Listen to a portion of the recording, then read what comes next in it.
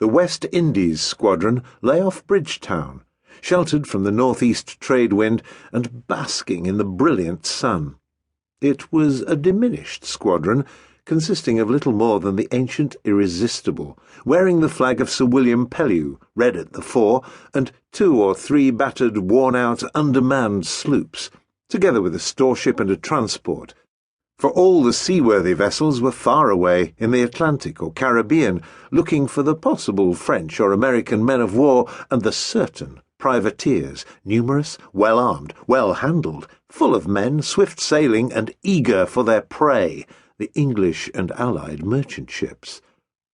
Yet, although they were old, weather-worn, and often iron-sick, they were a pleasant sight, lying there on the pure blue sea, as outwardly trim as West Indies spit and polish could make them, with paint and putty disguising the wounds of age, and their bright work all ablaze. And although some of them had suffered so from fever in Jamaica and on the Spanish Main that they could scarcely muster hands enough to win their anchors,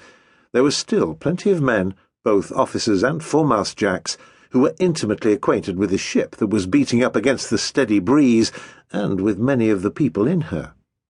She was the Surprise, a 28-gun frigate that had been sent to protect the British whalers in the South Seas from the Norfolk, an American man-of-war of roughly equal force. The Surprise was even older than the Irresistible.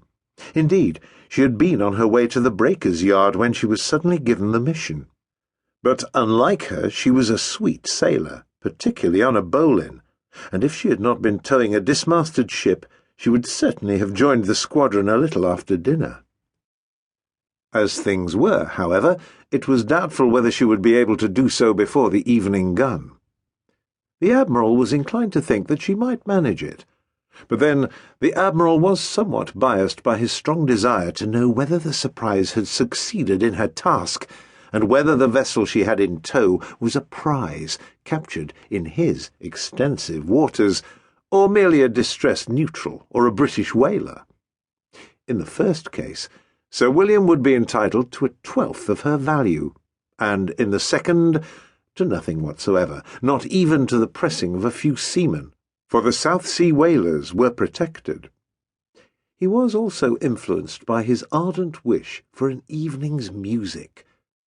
Sir William was a large, bony old man, with one forbidding eye and a rough, determined face. He looked very much the practical seaman, and formal clothes sat awkwardly upon his